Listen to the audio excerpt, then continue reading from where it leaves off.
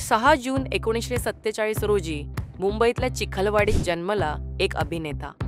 लहानपणापासूनच घरच्याच कला मंदिर नाटक कंपनीत अभिनयाचे धडे गिरवणारा हा दिग्गज अभिनेता अशोक सराफ, ज्यांना संपूर्ण महाराष्ट्र अशोक मामा म्हणून ओळखतो. 60s मध्ये त्यांनी वडिलांच्या सांगण्यावरून स्टेट बँक ऑफ इंडियामध्ये नोकरी स्वीकारली. 1971 मध्ये त्यांचा पहिला मराठी सिनेमा दोन्ही घरचा पाहुणा प्रदर्शित झाला. पण बँकेत 10 वर्ष नोकरी करता करताच त्यांनी अभिनय सुरू ठेवला.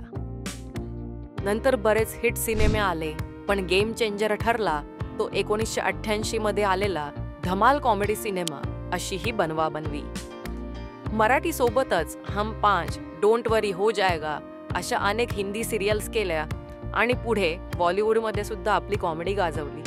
करण अर्जुन, येस बॉस आणि सिंगम अशा हिंदी चित्रपटात सुद्धा कॉमेडीची एक वेगळीच छाप पाडली.